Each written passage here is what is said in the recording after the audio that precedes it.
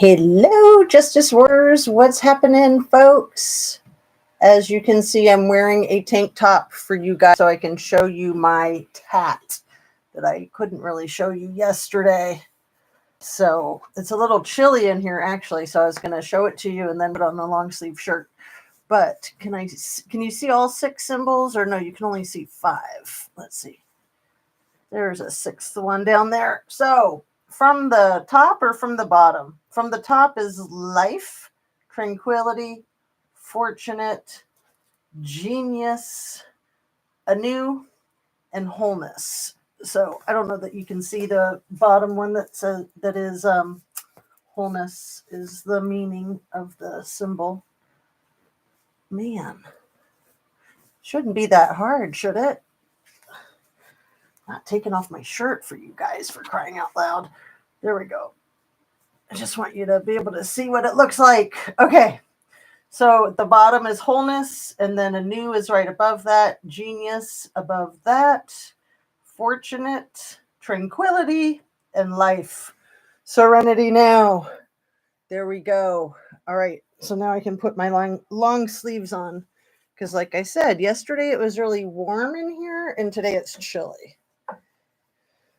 It tends to get a little bit warm because of all the lights, even though they're pretty mild lights. So I am all by my lonesome. You guys, I'm so proud of myself. I sent off the tapestry and the black hat for Mark Molina yesterday. At the same time, I got the hat in the mail to Michael. Michael, what's your last name? McAllister, right? Michael McAllister. I can't believe I would not remember that. Anyway, I'm so proud of myself for making it to the freaking post office and sending packages. Do you guys know how hard that is in this day and age? It's like we're all trained out of it, right? We don't send stuff anymore. People send us stuff, right? Like Amazon. And then when you do have to send something, it's so insanely expensive. These weren't that expensive. Don't worry. I made sure of it. But still, it's way more than you'd think it should be. But I'm so happy I got your tapestry sent off to you, Mark. So, you guys, this is today's prize. The first one that types in, I want the tapestry, wins it. So, it's the jellyfish tapestry. Even you, Mark, you can win too because you're such a loyal subscriber. So, you guys, type it in. I want the tapestry. Unless, of course, you don't want it. Mark says, I'm good. Sherry says, Mark and Bex want the tapestry. That's cute. Oh, Sherry, you can have it if you want, or you can give it to Bex. Bex has won a lot of things on my channel. And at first, when I was doing giveaways, I thought it should just be one prize per viewer. But then really quickly, I was like, no, you can win as many times as you can win for sure. So Sherry, it's yours. I meant to say I want the tapestry. Cool, because I was going to say you can pass it off if you want. So please email me an address to send it to. And I don't think I can get it into the mail this evening, but maybe. But I can certainly get it off in the mail tomorrow. And I will be really happy to do that, Sherry. I don't think you've won anything, or have you? And I've just forgotten. I think it was the first time Michael McAllister won anything. And of course, it was the second time that Mark won something, but kind of the first, because the other thing I just had volunteered to give to him for being such a loyal subscriber. But I'm so happy to send it to you, Sherry. Beck says, I would love for someone else to claim it. Oh, good, because I thought you were going to say I would love it for someone else. And I would send you one, Bex. I would just have to go to the store and buy another one because this is the last extra that I have. I have 2. I have the one behind me, and then I have one on another wall. I'll tell you, you guys, I was going to do this entire studio wall to wall in these jellyfish tapestries, even the ceiling. But then I thought, so much work. And then you're not going to see it. You're only going to see part of it anyway. So, but they are super cool. I love them. And I'm really happy that our good friend Mark is going to have one. And I'm really happy that Sherry's going to have one. So, and I'll see if I can get another one or two at the store to give away. I told you guys I was going to shift over to jewelry giveaways. And as you know, I don't think I could ever sell or give away this necklace that I made last summer. What else do I have on today? These earrings I assembled myself.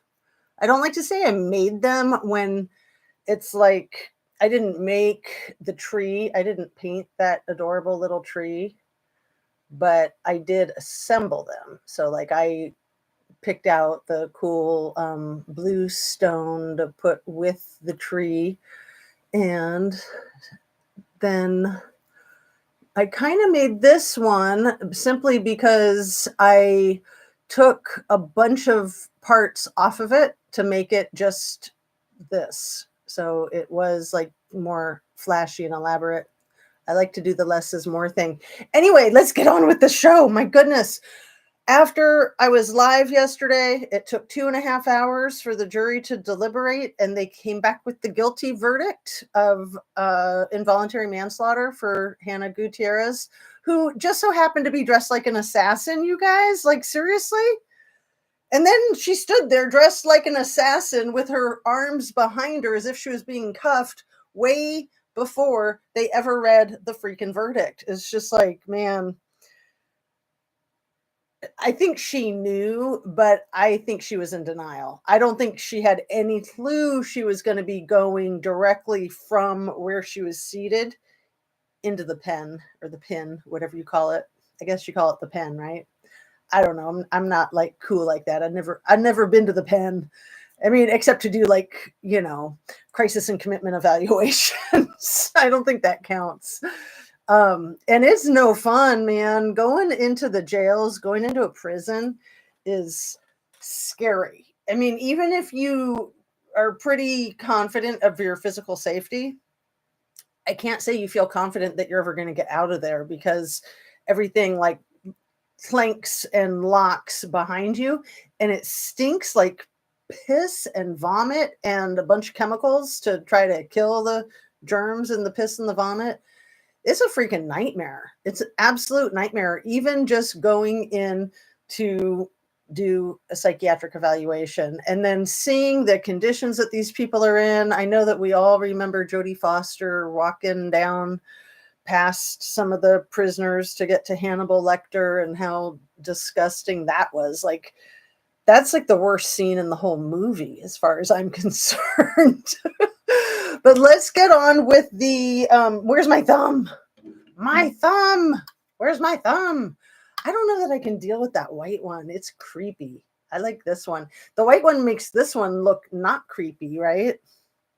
I thought that one was creepy. But I realized while I was writing down the symbols on my back that one of them is this, the tranquility. And the reason that there's 6 is that the top one is representational of me. The bottom one, wholeness, is representational of my husband because he's like holding us all up. So the top one is life. And then I have the kids in sequential order. So it starts with with me at the top, and then the oldest child, which is this one, Tranquility. That's my 21-year-old daughter who's about to turn 22. And then Fortunate, which is the 19-year-old son who's serving special detail in the armed forces for our country, which is fine as long as nothing happens to him, right? I mean, I'm proud of him so long as nothing happens to him. If anything were to happen to him, I would freaking die. So let's just be clear on that, right? And then we've got Genius, which is my, you guys know the Genius. I'm trying to look for something that he printed that I won't have to stand up for because I don't want to take a chance of knocking everything over, but I went ahead and took the chance. Genius is the auto mechanic who makes armadillos and kitty cats and such. So I do think I'm going to start Oh, maybe I'll start giving away some of the stuff he makes. And I was going to see if he could make us a squirrel, especially the squirrel tribe, doing their cult activity. Okay. And then the youngest kid is the symbol for her is Anu because she was pretty young when I got it. What year did I get it? I probably got it in around 2017, I think. Yeah, probably around 2017. And she would have been 5. So she's 12 now. Man, does time fly. So have I not read too many of your things yet? Um, I haven't tagged any of them. And then I need to get on with the rest of my stuff so we can talk about the cases. I want to talk about Rust, and I of course want to talk about Kiely, and I also want to hit on the Watts case today. And then maybe just limit it to those 3. I mean, there's so many sad cases, you guys. It's just heartbreaking, isn't it? And we need to stay positive. We need to focus on some lightness in life. And starting at the top, and I am going to make a poncho out of it and wear it to Truckee to the job interview. Mark, are you going to get that job interview?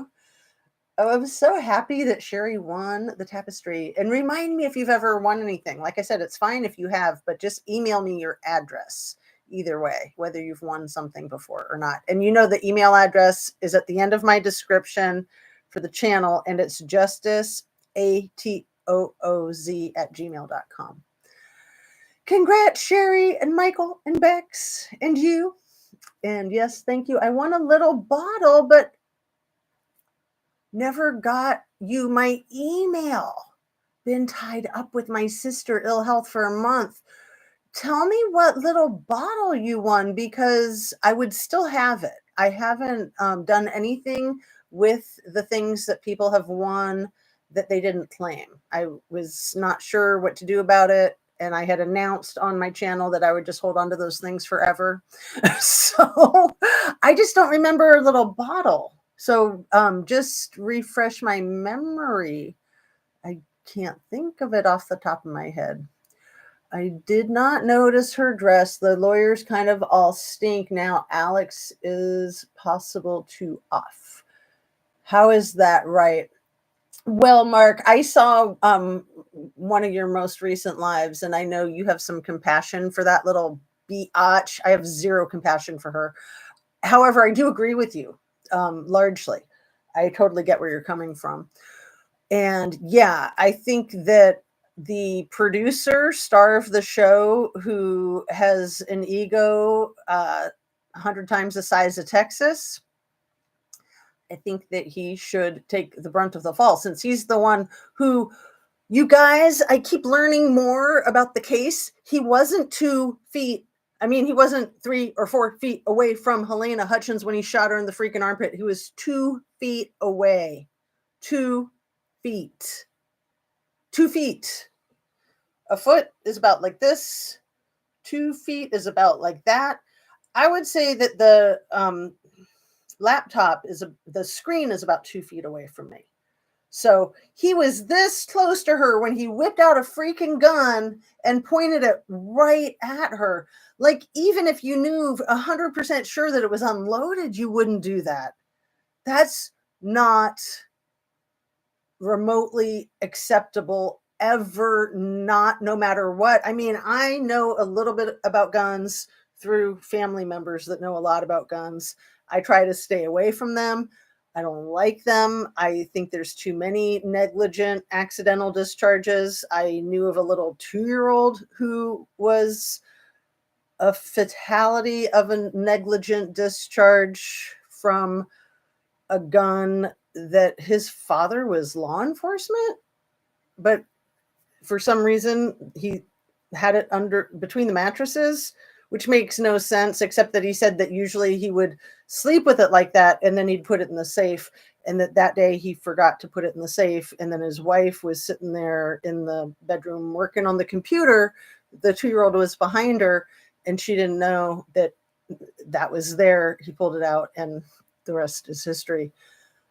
I mean, it could have been her too, and I'm sure in a way she probably would prefer that it was. Anyway, a tangent. Everything I say is simply my opinion for the sake of understanding and further educating myself. I hope that other people feel like my videos are educational. I'm always trying to learn something, and every single video that I've made to date has been for the YouTube. And I think I told you guys I'm over $30 richer now because of this. Isn't that crazy? I mean, it adds up. I'm honestly excited about every single penny because money's money. I mean, I try not to talk about money. I try not to worry about money, but money is something that we all require in order to exist in this capitalist society, right? And in some sense, the more the merrier, although I do think that a lot of money can ruin a lot of people's lives. Too little money can also ruin your life. Having that balance and just knowing how to regulate it, because you certainly can't buy happiness. You absolutely can't. But anyway, like I said, off topic, back to the point. Where's my sign for, not that sign, my other sign, but I'll just use this one. Share the video. Make sure you're still subscribed. Turn on your notification bell to ring if you like. What happened to the smaller one? It's around here somewhere. Anyway, it's so hard to keep track of everything. And just so long as I don't kick down my stand, that's all I really care about. And the lights are getting better, aren't they? You can start seeing the globes better. And you guys, you know how I talk way too much about the lighting and you're like, I don't care. So do you see where the white light is down here? So that's like a jewelry designing light. So it's super bright, but I just tried to use it as a spotlight. And I just want to point out to you, in case you don't know this about lighting, that it's shining on the black tapestry and it's making the black tapestry white. So I know that a lot of people don't understand, like when Ryan Upchurch was saying that Red Flag Ronnie was black, even though his leg looked white in one of the photographs. And Upchurch was talking about how when light bounces off of black skin, it'll make the black skin look white. And people were like, what? You're tripping, dude. So anyway, that's just an example that for the most part, you can tell that the tapestry is dark, but right where the light is, around the light, it looks like it's bright white. So, okay. Lighting class is over for today. I do have a bunch of notes I want to get to. I really want to talk about the Rust set. Like I said, I want to speak about Kiely Rodni's case, and I want to talk about the Watts case. So hopefully you guys have like an hour. I know I do. We're just about 20 minutes in, and hopefully it can be kind of a longer one today. Okay. Let's see. And yeah, I want to know what little bottle so I can send that with your tapestry, Sherry. That would be awesome. I'm like running it over in my head. Was it one of the little like vials with like pearls in it or something, like a little necklace? Because I know that I have some of those that I made. I don't remember that I did a contest to give one away, but maybe I did. Because I do have a handful. I don't need every single one of them. I did not notice her dress. So yeah, she was wearing pants yesterday, but she was dressed in all black. And I just thought it was a little funny. And yeah, Alec definitely needs to take the brunt of it for many, many reasons. But being the star of the show, being the head producer, being the man holding the gun and firing it, and then lying, saying that he didn't pull the trigger, and speaking publicly about it when he was just distinctly and directly ordered to not speak about it. I mean, he's a freaking... And then that guy, Lane Looper, you guys, he's the heavyset gentleman who had quit before this happened. And I'm going to put a link in the description to one of his interrogation or interviews I don't think he was being interrogated, but it's extremely serious. So it's almost like he was being interrogated. He had a lawyer with him, and I think it was probably in the sheriff's office. It's a really nice room. It almost looks like a lawyer's office. But anyway, he's telling his whole story, and he had resigned from the Rust set. I don't know if it was on the 21st or prior to the 21st, but he tells the story of why he resigned. So he wasn't there when it happened. I don't think, was he maybe there picking up his cameras and stuff? Because he was the assistant cameraman. Anyway, I'm going to put a link to his interview in the description, and now I'm going to continue to try to get caught up with you guys so you don't get ahead of me. Yeah, listening and driving. Okay, Mark, thanks for letting us know. Hola, Annie Ruler. How's it going, lady? Yeah, I was really happy to see that little ninny cuffed. I mean, they didn't cuff her. They just took her into custody. But I was kind of hoping that they'd throw some cuffs on her because I just think she's a snot and she shouldn't have had that job. And she was leaving firearms around all over the set consistently from what this guy, Lane Looper, said when in the interview that I'm talking about. And the interview is about a year old, but it's remarkable how informative it is. Thanks, Jazz. Correct. 100%. She should have left the job, and max 18 months seems light for a death as well. And I think that the maximum is actually 36. I had said 18 a few days ago because I had read that somewhere. But since then, I'm pretty sure that 3 years is the maximum for the involuntary manslaughter that she's been convicted of. Her sentencing hearing will be in a couple of months, right? $30. Don't spend it in one place. LOL. Yeah, well, I'll just use it for shipping money. Yeah, I mean, I've spent so much on the laptops that have been fried, and I don't think I've fried them. I think that they've gotten attacked by the Hamburglers and the trolls, but I don't like to talk about that because I don't know for a fact. And it's not like it doesn't really matter one way or the other. It's just shocking to me that in 18 months, I think I've burned through 3 laptops. This is my 4th. And, they've crashed and burned. I remember the first one that I purchased was from Costco.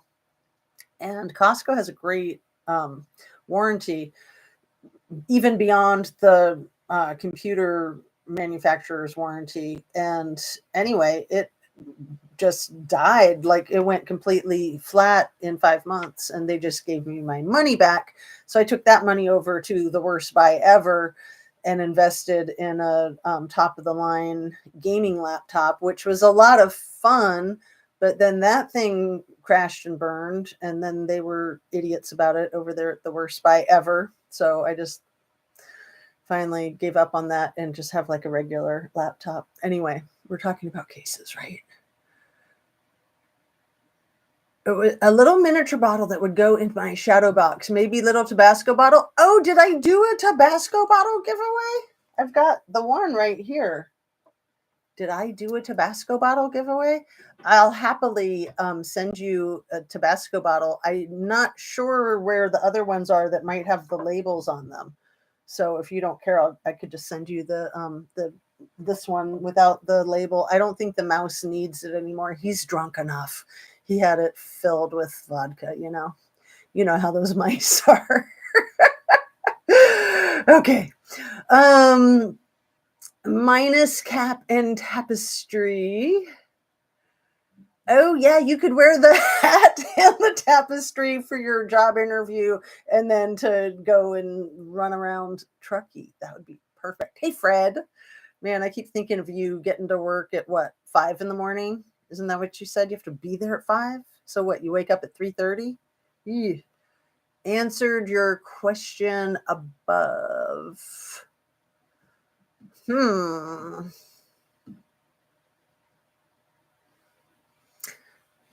Okay. Now we're all set. So You guys, where should we start with the Rust case? In this interview that Crime Circus posted a year ago of Lane Looper speaking with law enforcement, he says that there was one woman that worked for the Rust set that had asked him to tell law enforcement that she needed to speak to them. And I listened to that part a couple of times because I'm like, who is this one woman? And why wouldn't she just go talk to law enforcement?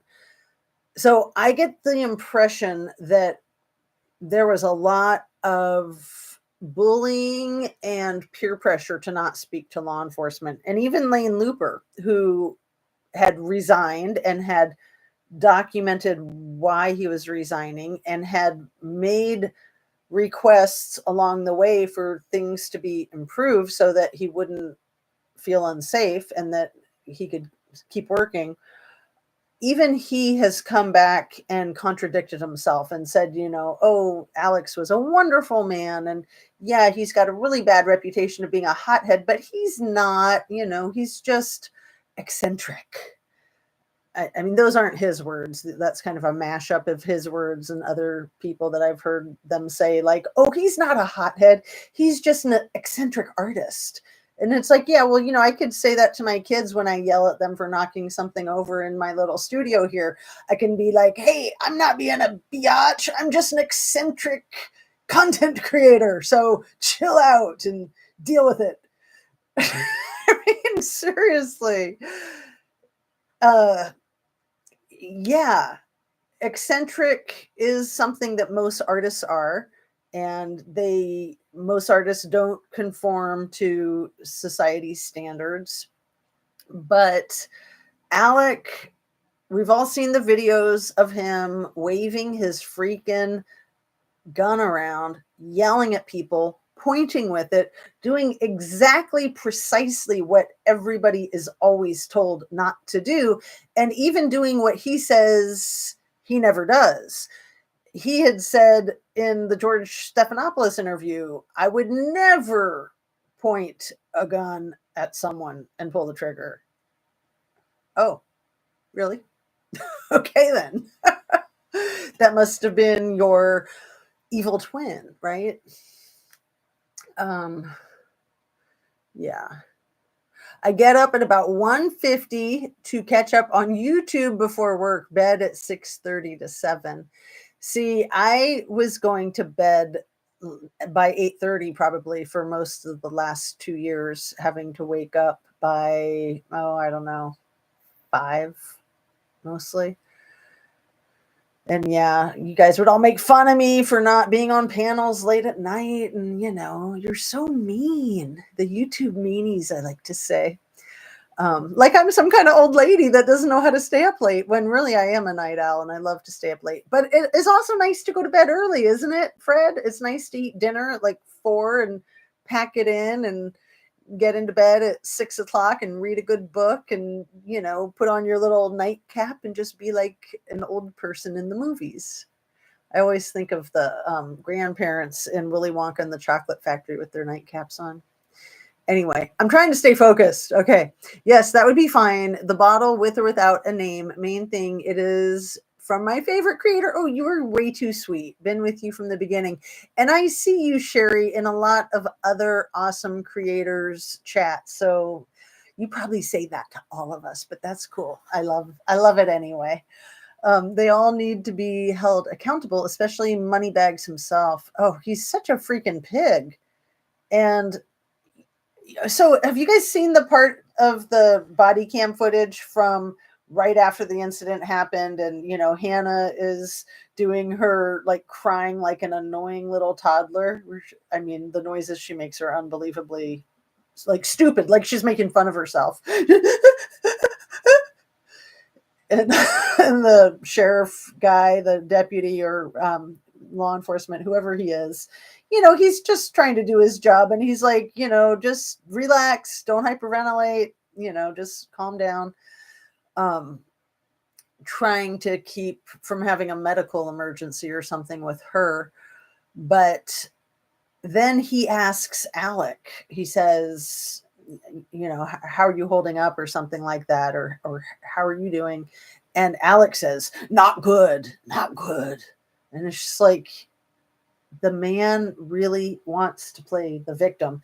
Yeah, you shouldn't be doing good. Like, that's a given. They had to have known that she was, if not deceased, most likely deceased already. Like, okay, you guys, I put in my title for the video yesterday because I found out a bunch of the times. I still don't know, and I don't know that it's publicized, the exact time that the gun was discharged.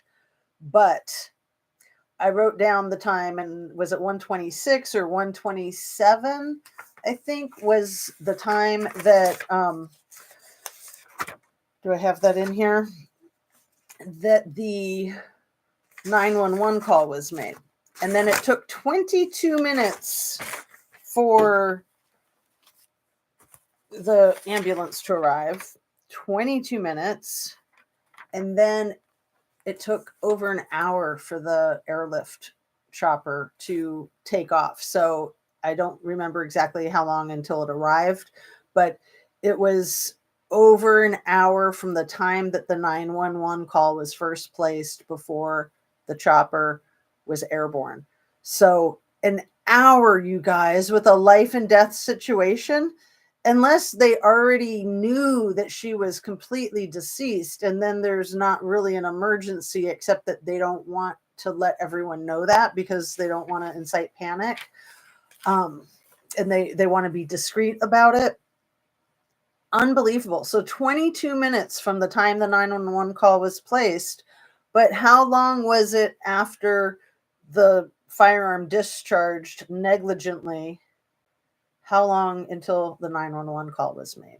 That's what I really want to know. And yeah, I mean, people's ears were ringing. People's heads hurt from the pressure of the explosion. And that church is so tiny. It's got to be just like 10 feet wide and no more than 30 feet long. I mean, it is itty bitty tiny miniature. It's like a mouse church. I like to say, like, yeah, they could fit 100 mice in there for a service. I mean, it's an adorable little church. It's like cuter than a bug's ear.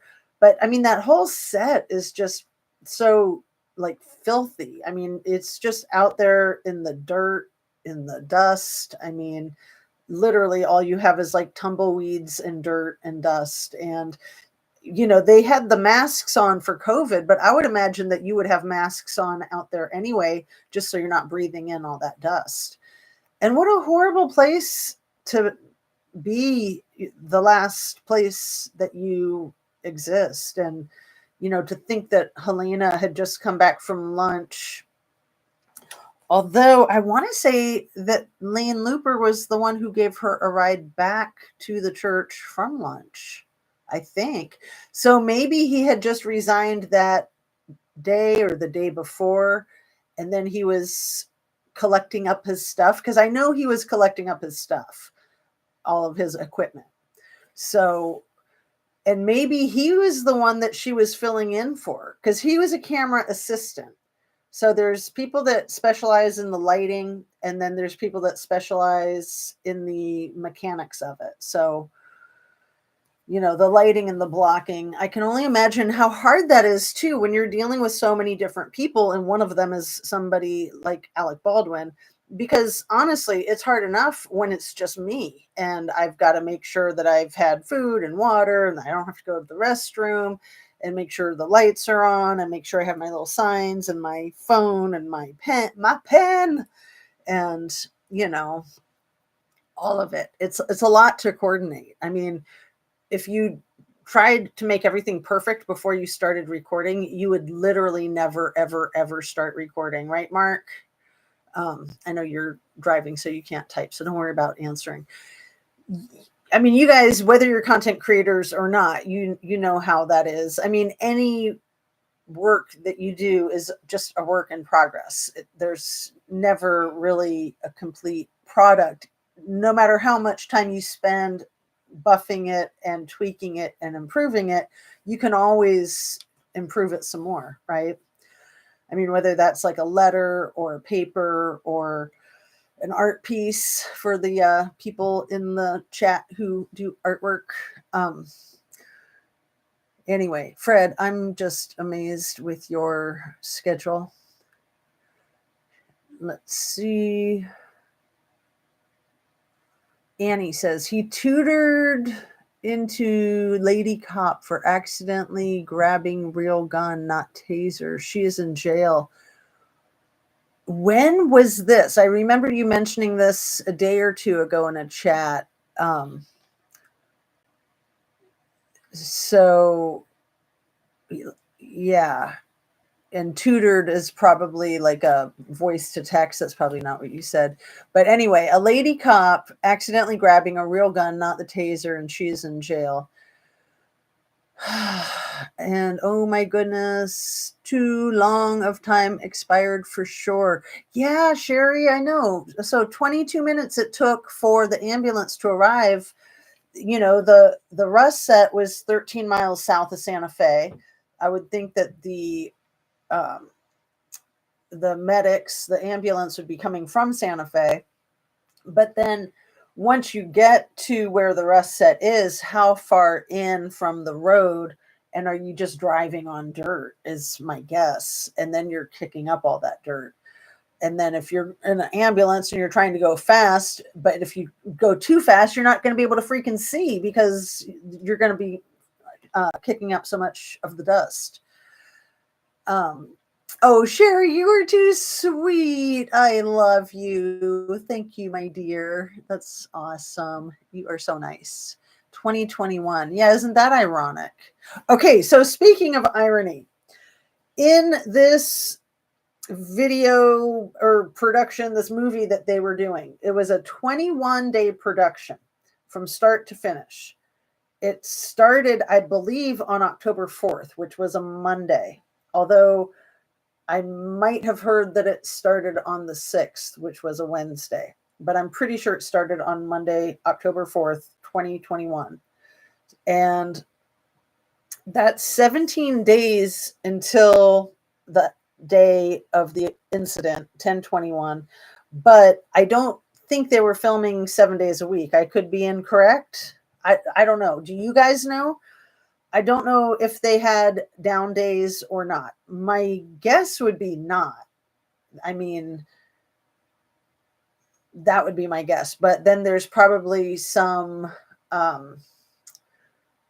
requirements to have some days off, you know, like union regulations. But most of the people that worked on the set were non-union, and maybe that was why. It was really chaotic. So if it was 21 days and they took off Saturdays and Sundays, which I can pretty much guarantee you they did not take off 2 days a week, they would have been done November 1st. From October 4th to November 1st, that's 21 work days. If they worked straight through 7 days a week, they would have been done on the 25th, I think. Yeah. So if this happened on the 21st, and that was, if they were working consecutive days without a day off, that would have been day 17 out of 25. No, sorry, 17 out of 21 work days. So they were only 4 days from being done, is my understanding. I might not have all of that accurate, so don't attack me for that if I'm munching things up. So this guy, Lane Looper, shared so many crazy things. There was a special effects explosion on the third day of the shooting. Special effects explosion. Maybe that was the October 6th. Maybe that's why I had that date, October 6th, in my mind. And that should have caused the entire set to pause, and it didn't. So it was things like that that were freaking people out. And the assistant director, that's David Hall, the one who admits to handing Alec the weapon without, taking out each bullet and shaking it, but he just like looked at it and handed it to him. So he has a long history of problematic things on sets, allegedly. But David Hall, the assistant director, played an undertaker for this film on day one. That's almost poetic. That's not ironic. That's poetic. Like, irony is when it's the opposite. This is really creepy. It's so then there's like the curse of the crow. We all know that the crow was the film set that Bruce Lee, or was it Bruce Lee's kid, was killed on. I'm not a big I don't even know if I ever saw The Crow. Was it Bruce Lee? I gotta know. Or was it his kid?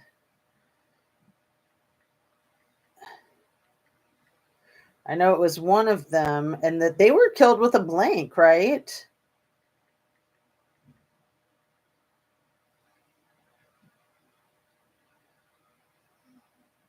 Firearm malfunction is what it says.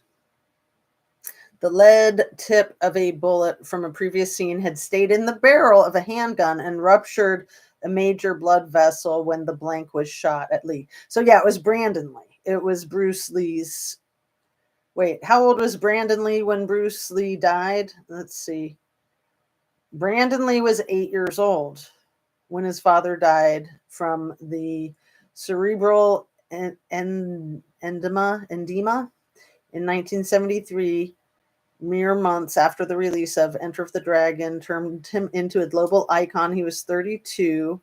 His mother described Brandon as terribly hurt when Bruce Lee died, and it took some time for Brandon to pick up. So Brandon Lee is the one who passed away in The Crow, right?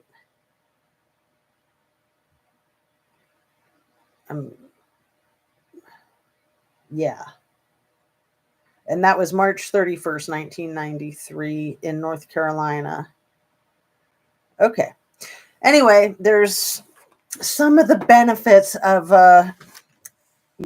just being able to pick up your phone and Google things, but then you might just slip into that rabbit hole and forget that you're on live. So, oh no, what did I do? Let's see. Kim Potter killed Duante Wright as he was wrestling from driver's seat. Alec was vocally shaming her. Oh, okay. Got it. Yeah. Okay. So he wasn't there. He just like saw it on TV like the rest of us. But yeah, I mean, he's vocally shamed like weapons in general, but then he's like playing with them. Give me a freaking break. And to me, one of the most significant things that I learned, thanks to Google, inadvertently, when I was Googling something else, I was just Googling about the family. And actually, I think I was Googling like what his parents did as professions. So his mother was a homemaker. And as you guys know, his father was a high school teacher, and he was the shooting coach for the athletic team for Amityville High School for 28 years, you guys. So it's kind of odd in a way to me that Alec would be so vocally anti-guns, but then for him to be mishandling a gun like that is just horrifying. Called her names, Mr. BLM. He was being that's a good one, Annie. Mr. BLM. Yeah. Okay. So, when they were filming The Crow 2, so The Crow was the movie that Brandon Lee died from the negligent discharge of a firearm that had been malfunctioning.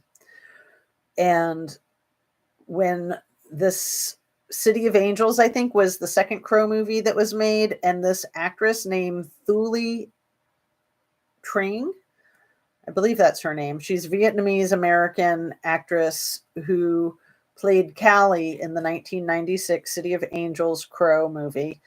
And then I think Crow Salvation 2000 was, they were filming it when she died in a car accident, I think.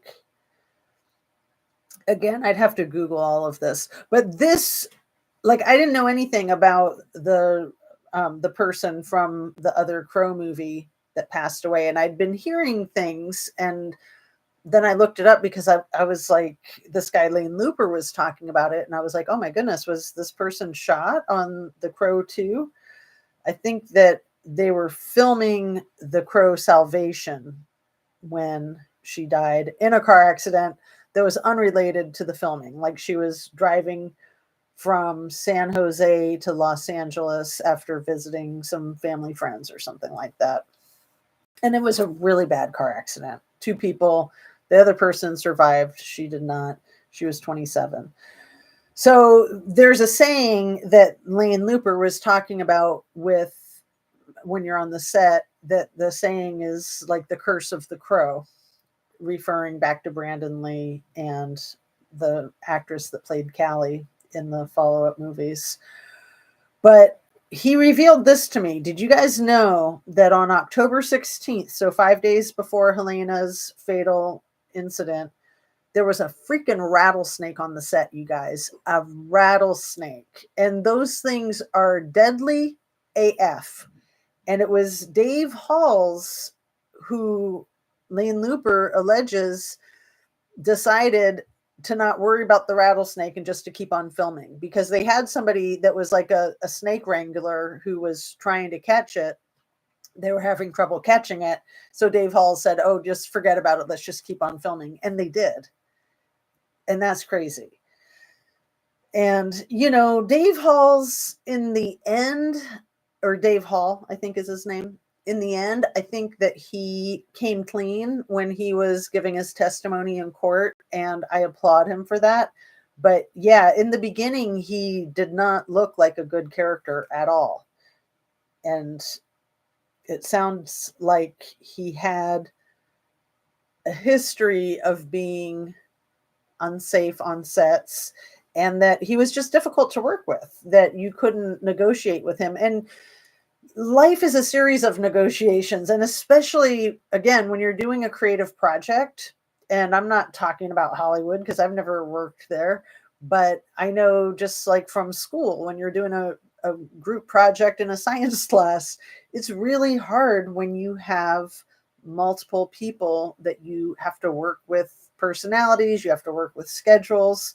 It's challenging, and it's really important to be flexible and workable. I mean, if you can't work well with others, that's just not a good predicament for a happy life, in my humble opinion. So let me see. My phone is making noise, even though I have it turned off. And maybe it is. Why is it taking a minute to load? Never does that. It must be the aliens. Anyway. I was trying to see. See, you should just never touch your gadget when you're on live, right?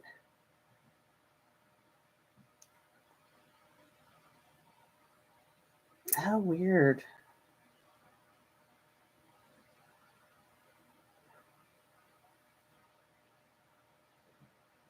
Bizarre.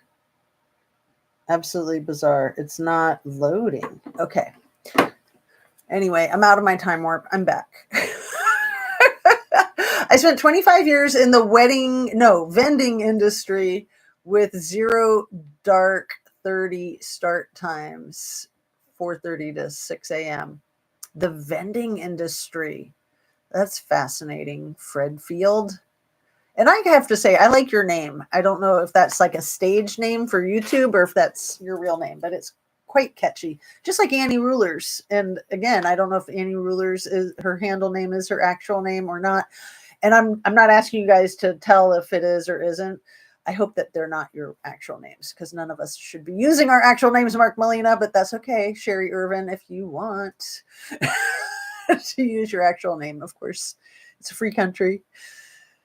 You're free to do whatever you want. Fred, I love working early, loved 4 a.m. to 4 p.m.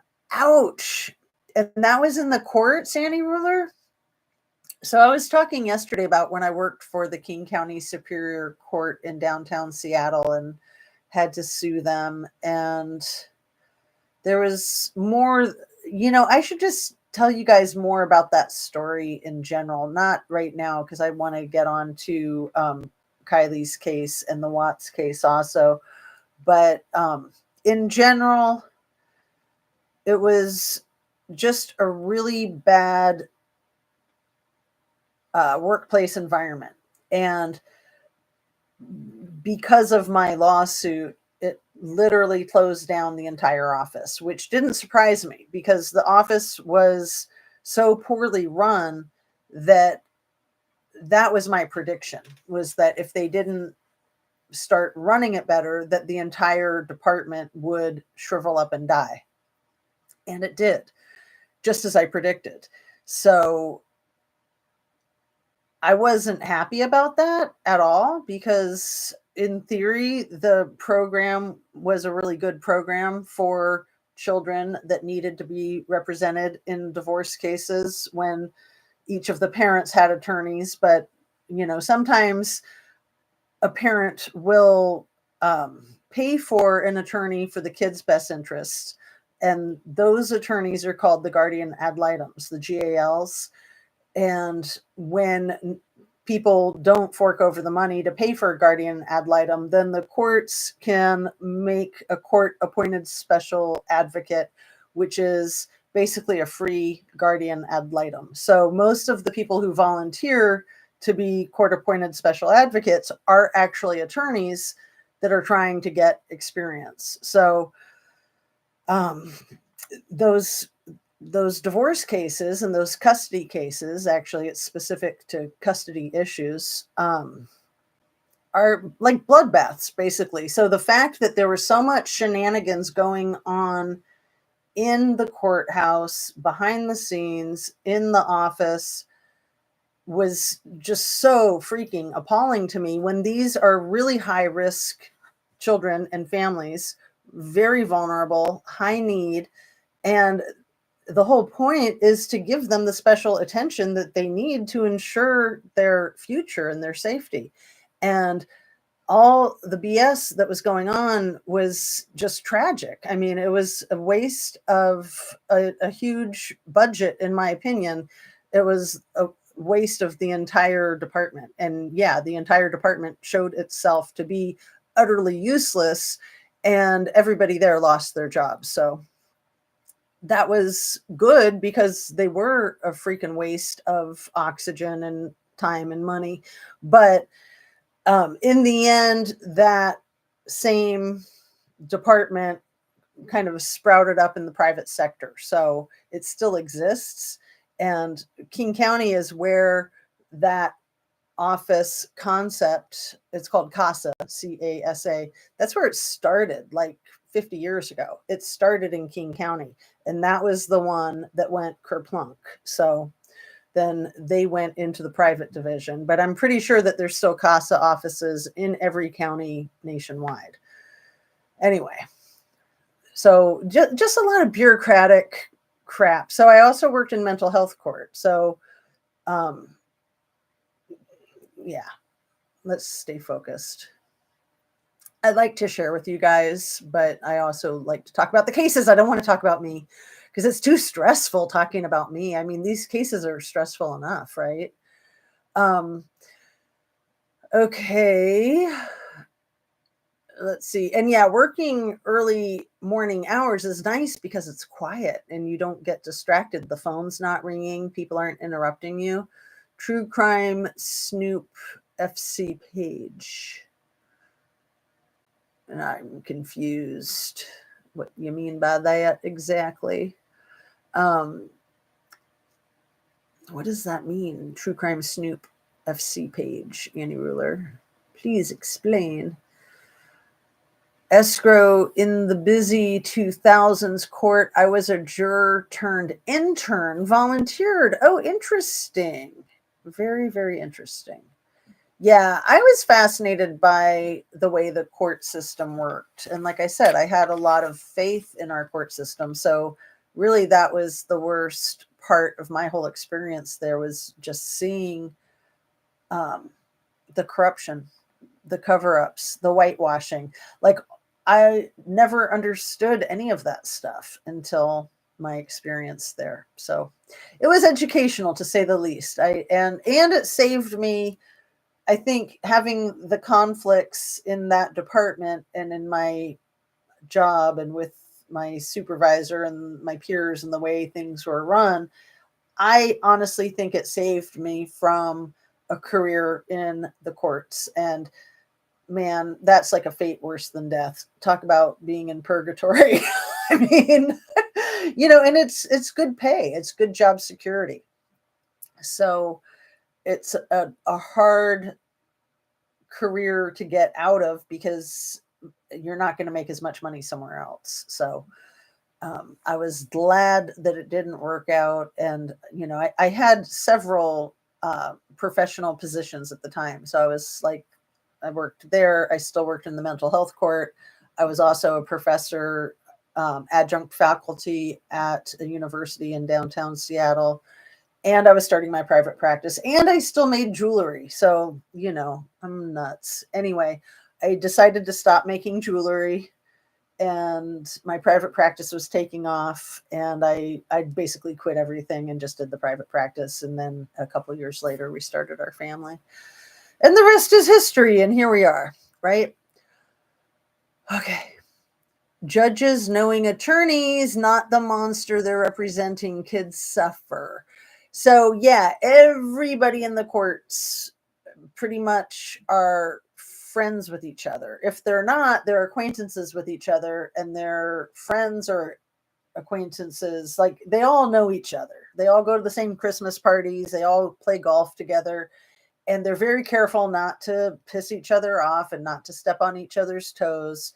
So you really need to know the conflicts of interest when you're hiring an attorney, if they have any alliances or allegiances with the judge or the other attorneys on the case. It's such a dicey place to be, and the attorneys are required by law to divulge if there is a conflict of interest, but sometimes they don't, because they want the job, or because they don't see it as a conflict of interest and it's really their own discretion, or they don't consider them friends. They're just like people that they rub elbows with. But really, they're supposed to disclose all of that up front, so that when you're paying them hundreds of dollars an hour, you know what you're getting for your money, right?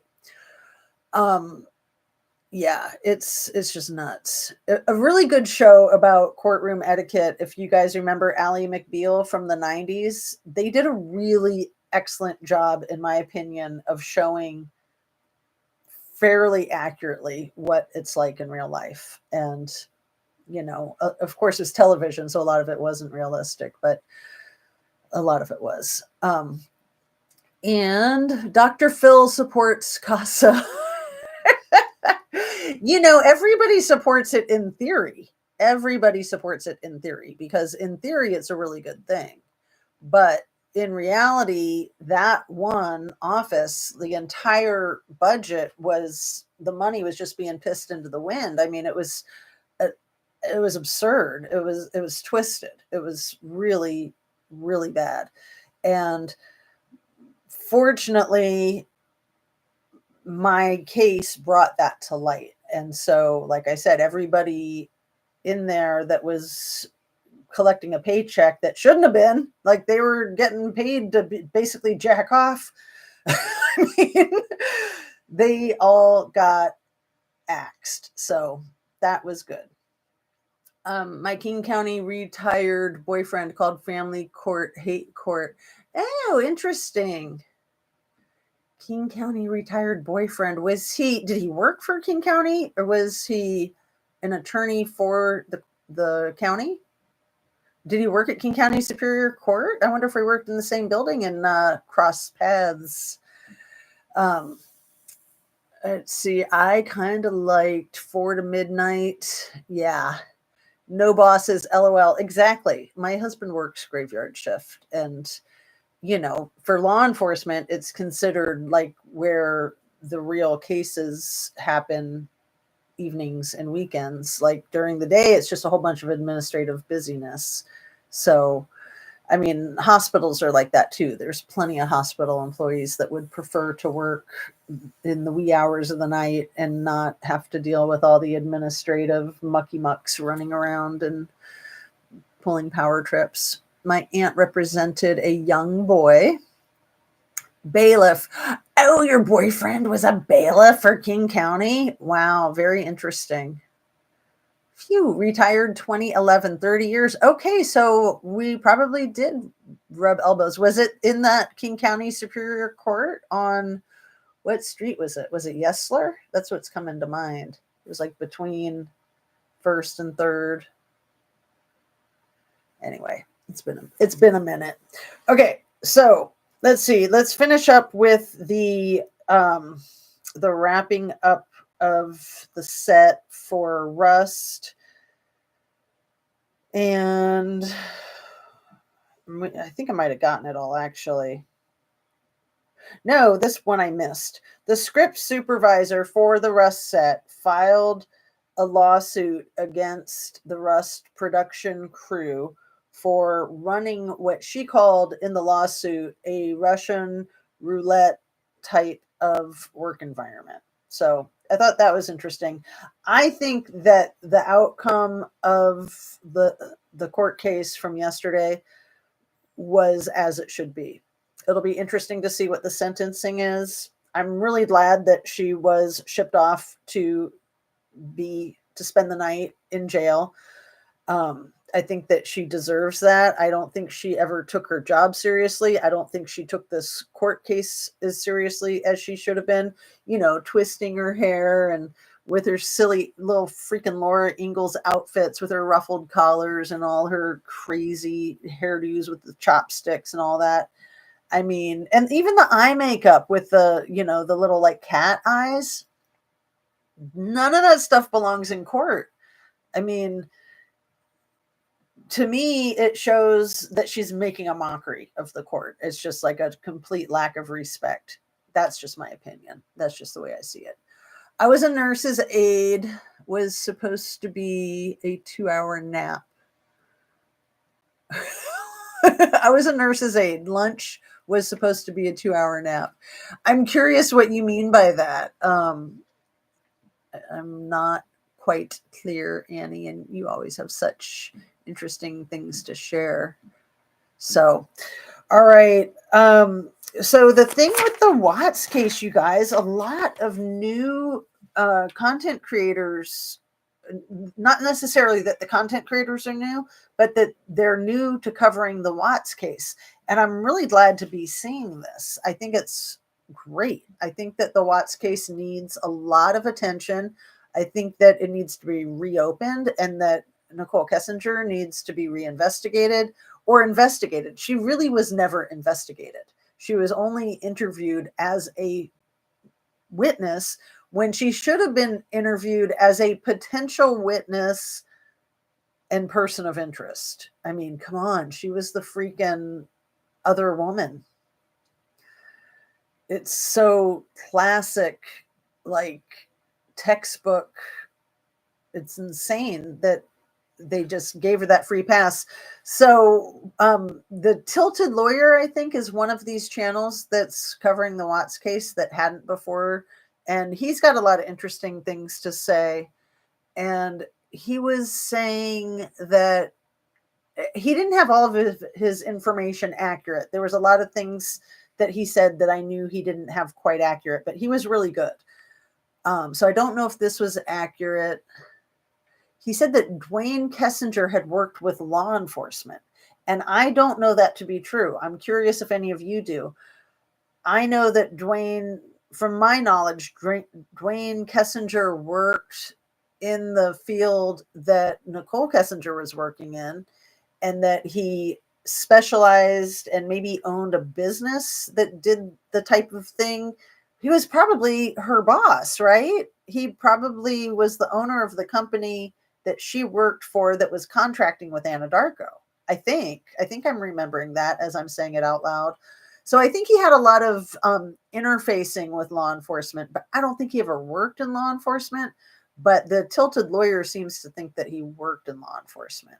But like I said, he was getting his wires crossed a couple of places. Maybe I'll reach out to him because his channel actually isn't much larger than mine. It's just about the same size. And I think he has a really good channel. I liked what I saw. And I really like that these channels like Zawoki and Jay Cart's Arts and so many others are getting into the Watts case, channels that have never gotten into the Watts case before. I love it.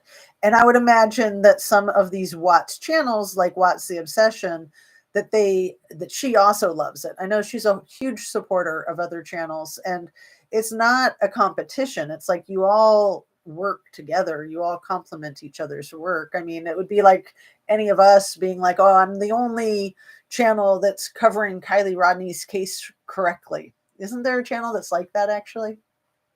So, I mean, it's absurd. It's absolutely absurd. I mean, everyone brings their own perspective and talent and skill to the table, and it's good to have a mix. And it's also good to keep in mind that I always like to say that imitation is the highest compliment. If somebody is taking your ideas, like, yeah, it's annoying if they're not giving you credit, but it is a huge compliment that they're taking your ideas, right? I try not to sweat it. And yeah, anyway, graveyard working night shift. Mark Molina says, mine, I am the only one, my channel. You are the Kiely Rodni channel. And like, there's that one douchebag who calls his channel the Kiely Rodni channel. I mean, come on, you guys all know who that is, Jeffy Poo. I mean, the biggest freaking troll in the world.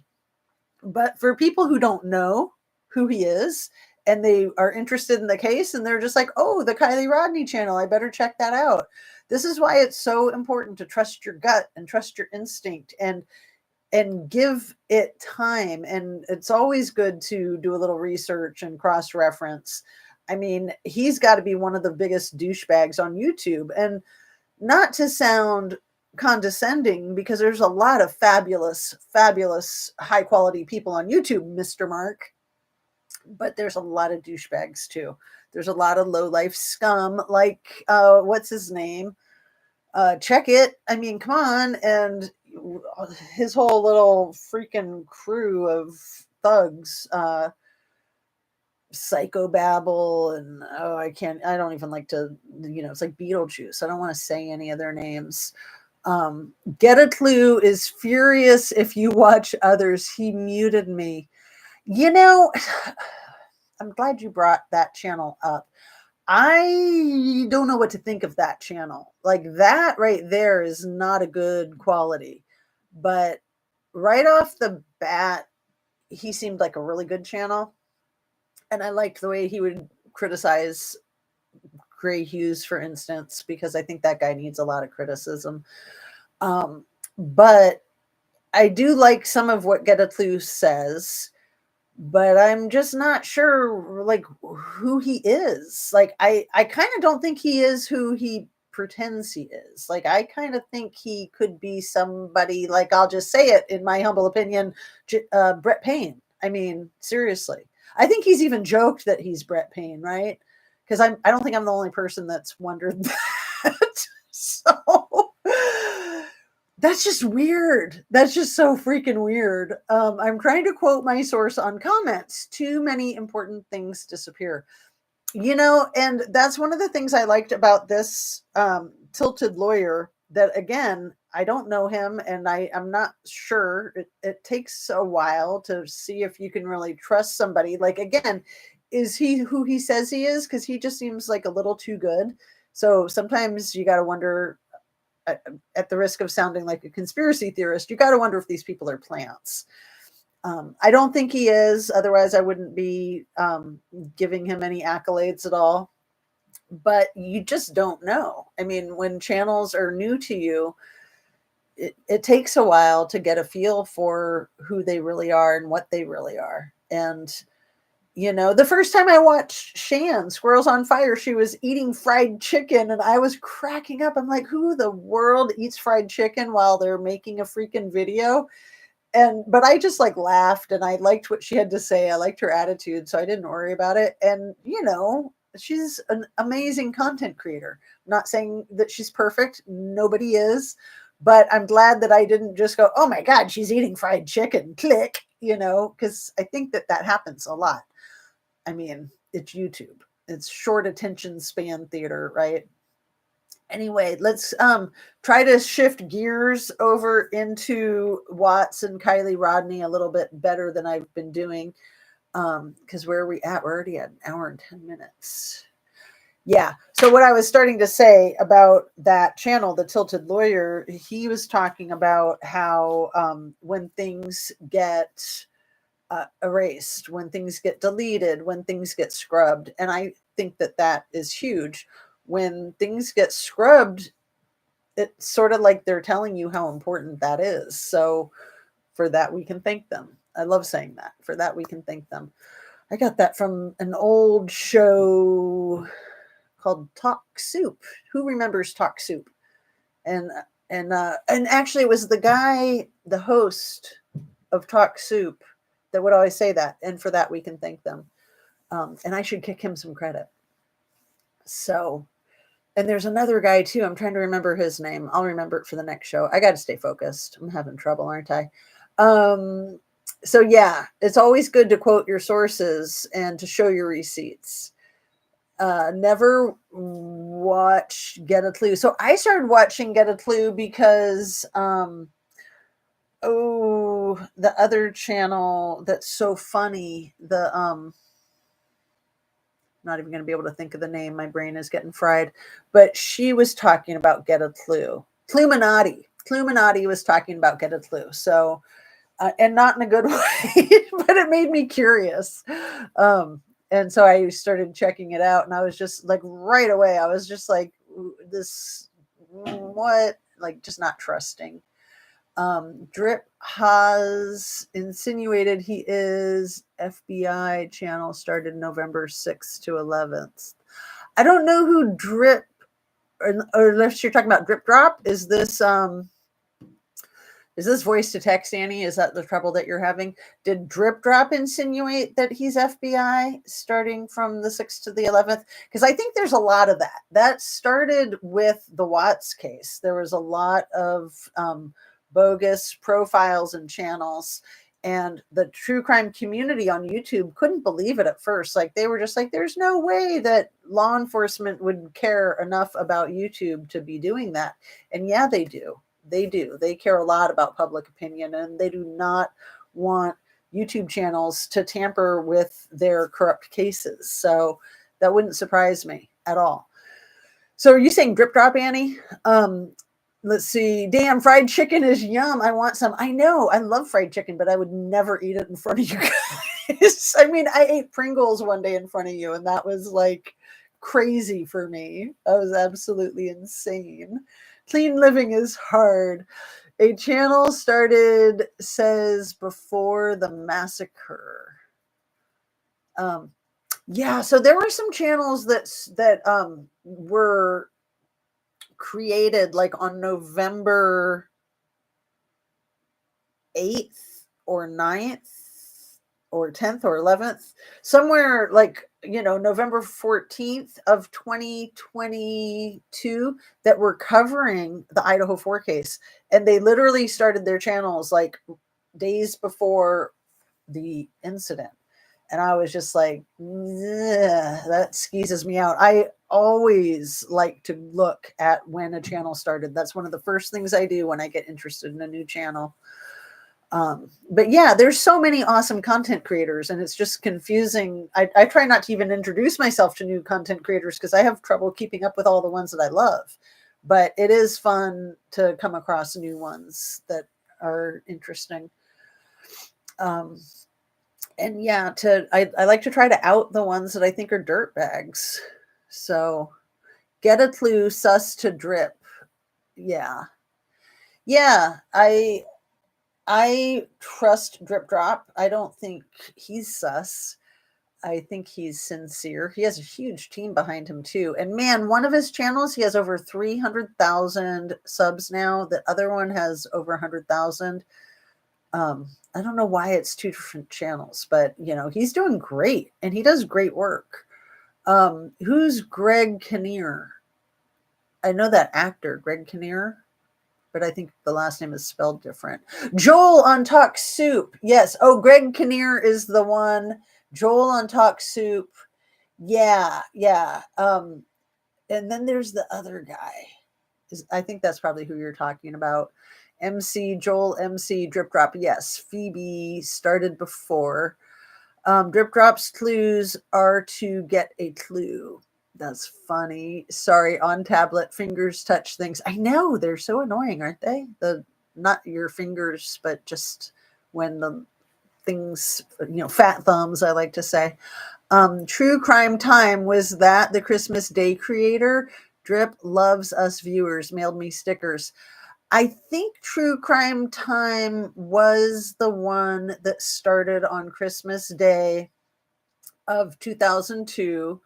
And then he immediately had, he was one of the first content creators with the screenshot of the back of the Corner Club of Kaylee and Maddie with Jack. I think he posted that on the 27th of December. And I think a couple of channels posted it on the 27th. Um, and and then he just was like too much, like right on the money. Like all of his information was like way too uh it just seemed like it was a leak from the inside. Like, and I finally I was getting creeped out and I just couldn't deal anymore. Like it spooked me to watch the content. And then I started talking about it on one of my videos and people really responded well to it, and then the channel stopped, right? But like I've been pretty convinced that that was the lead investigator. Still to this day, I could be wrong.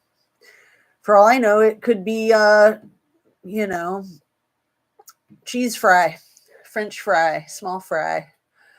Drip is really sweet. Yeah. And he's the one that I was talking about like a week ago. Like I emailed him and he emailed me back in like a hot second. It was pretty awesome. The Christmas Day guy, if FBI may all the agents subbed because it was quick and accurate. He has been commenting again.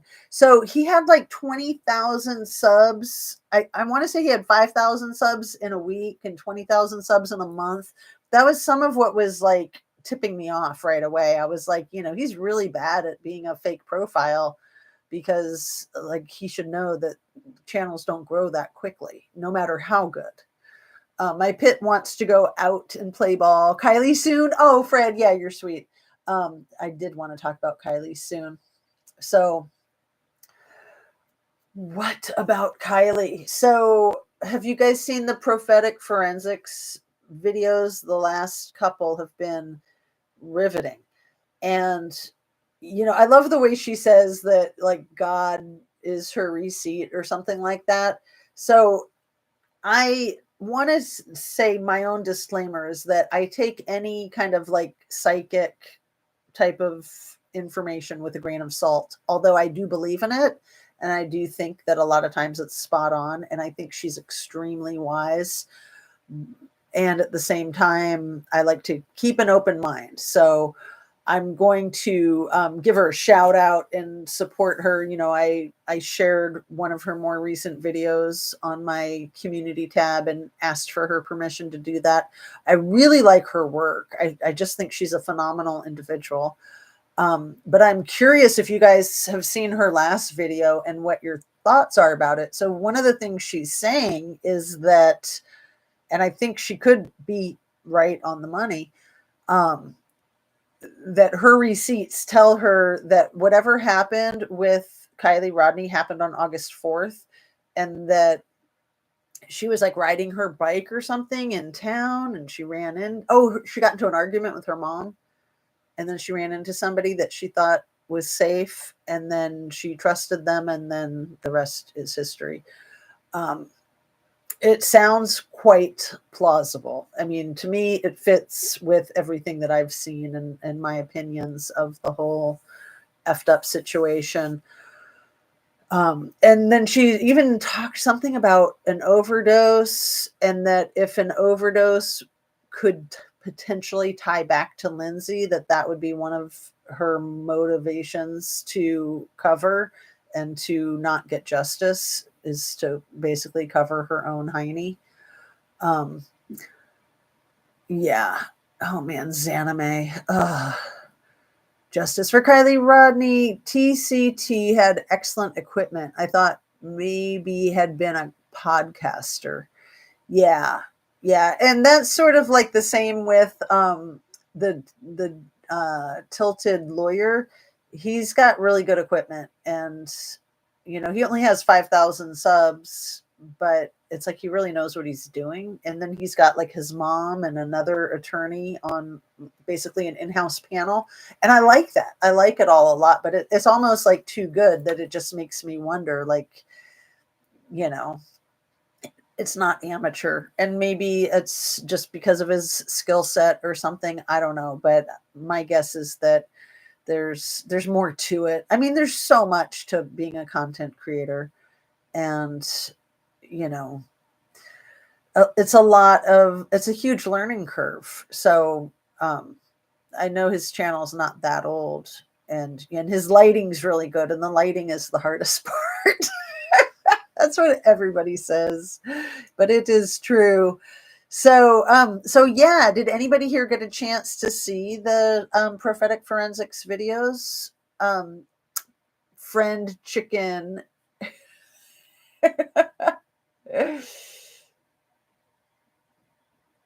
I like the way it says friend chicken is key to a great channel. But yeah, fried chicken. I love fried chicken. It's one of my weaknesses. So is roasted chicken. But so is getting off topic. So we're staying focused on Kiely. Um, yeah, I've just been horrified at the similarities. I mentioned this yesterday, that I saw with Maddie Soto's mother, the similarities between her and Scammy.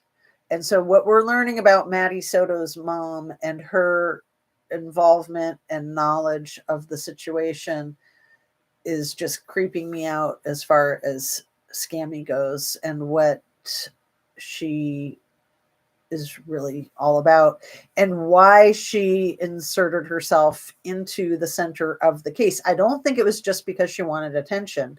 I think it was because she's trying to control the narrative and trying to um, just keep a really close watch on things, you know, basically be able to take the temperature of law enforcement every day, and really take the temperature of everybody in Truckee, because she's like, hey, I'm your person. If you know anything or if you have any questions, come through me. So, you know, for people that saw things and then would go to her and tell her that they saw things, then she would know who she needed to keep an eye on and who she needed to control and intimidate. I mean, it's just creepy AF. Um, 480 subs. How long has she been on? Oh, prophetic forensics. I think she's been on for a while. I think it's a very esoteric type of thing that not that many people are subbing up to. But I think that a lot of people like her. I know Shan likes her a lot. I like her a lot. I'm not saying that I agree with everything she says, and I haven't watched every single one of her videos, but I think she's really good. I do. Um, I saw them, but they confuse this geezer somewhat. Oh yeah, totally. And Illuminated Mind is like that for me too. Like I love Illuminated Mind, but some of them are just confusing. Um, and I don't do so well with the videos where people are just showing like screenshots of, chats or comments or posts. I want somebody to narrate and to tell me their impressions of what it is that they're showing on their screen. So I tend to not focus on those videos so much, but I do see the value to them for people who like that kind of thing. You have to like play it in slow motion and take screenshots, and um, yeah, it's it's very involved. So it might be a 30-minute video, but it takes 3 hours to break it down and unpack it. Um, let's see. I think BF threatened her tell his narrative or risk same fate as Maddie. Um, Fred Field, that's usually how things like that go. So yeah, it could be that she's um just doing that like Stockholm syndrome kind of thing too. And I have not deep dove into that case because it is just so scummy and disgusting. I watch some of the videos about it, but I can only take so much. I just noticed in some of the more recent videos that I've seen how much the mom looks or talks like Scammy. And she has like the same type of angle on the information that she's sharing. She uses the same like sentence structure and language structure. It's like they have the same playbook. It's like they tore the same pages out of the same playbook. That's really what I wanted to say here today. So thanks for getting me there, Fred. Yeah, it's really scary, especially when people have not only themselves to protect but other children, like Lindsay Rodney Neiman. I don't have very much sympathy for her if she is involved in the ways that I think she might be.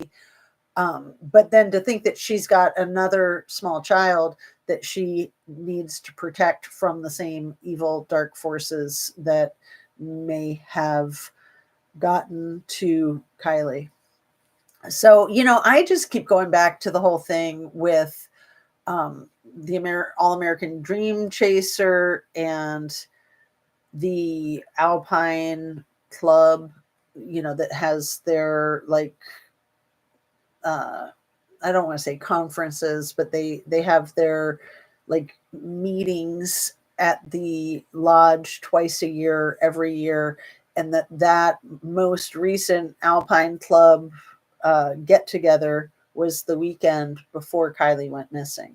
And the stuff that prophetic forensics is saying about that whatever happened on the 4th makes sense, especially when you tie it in with that. And was the content creator from the All American Dream Chaser, was he part of that Alpine Club with their little gatherings?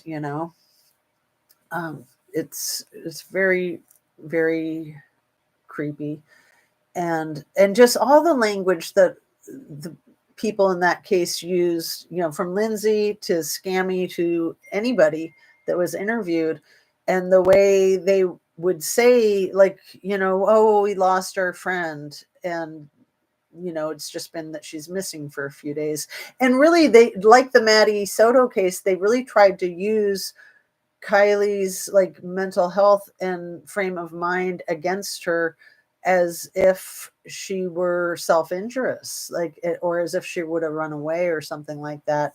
I mean, that was sort of their plan A, with especially those crazy sweatshirts. And then they never followed up on the crazy sweatshirts. Like, what happened with the Odd Future and with the Lana Del Rey. And when people were questioning Lindsay about the Lana Del Rey sweatshirt, she was like, "Oh, well, Lana Del Rey is a very talented musician."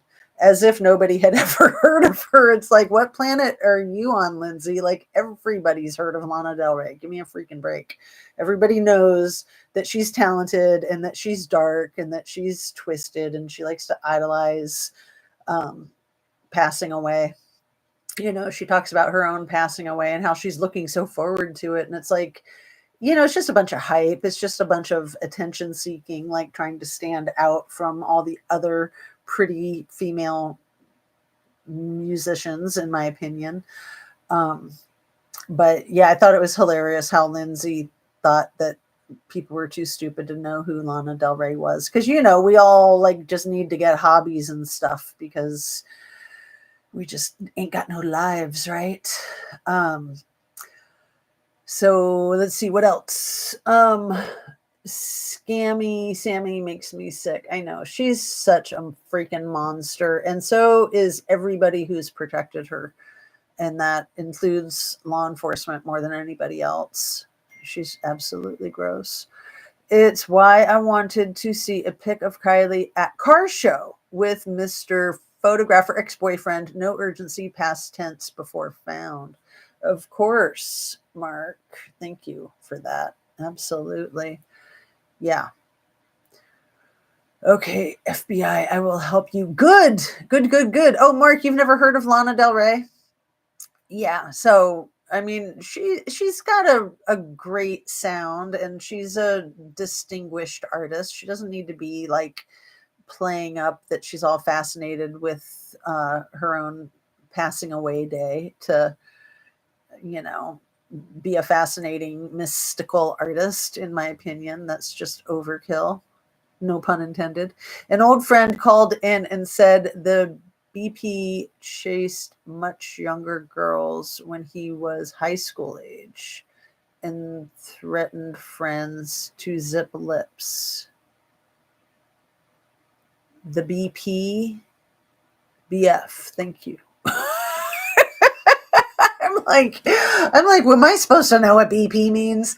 Okay. An old friend called in and said that the boyfriend chased much younger girls when he was at high school age and threatened friends to zip lips. Are you talking about Maddie Soto's perp? That's so disgusting. Oh my goodness. That's so gross. Okay. I just don't want to end right there. That's so gross. Ugh.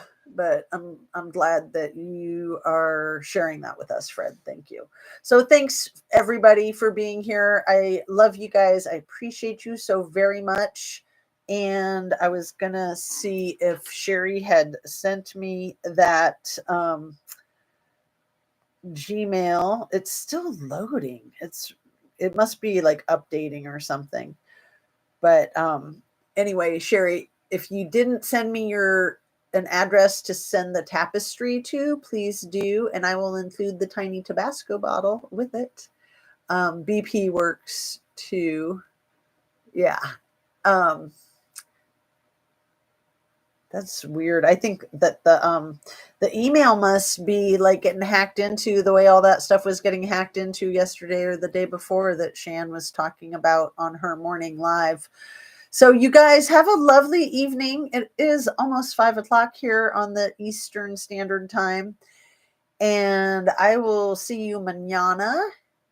Oh, Sherry says, I will try. I will. Thank you again. Oh, thank you, Sherry. I appreciate you so much. So Mark and Michael, if he catches this on Replay Crew, I think your packages will be getting there probably in 2 days. And I have tracking numbers. So if there's any issues, let me know. I can send you an email with the tracking number. So, all right, you guys, have a lovely rest of your day. I hope that you can relax and get some good nourishment, some protein, some veggies. Don't forget your veggies. Oh, that's what's in my Pink Floyd cup. Don't you love my Dark Side of the Moon mug? And it's that really bad tasting green juice from Trader Joe's. I highly recommend it, but I didn't put anything in with it. I usually like to put a little pineapple juice or apple juice or something because it's just bad.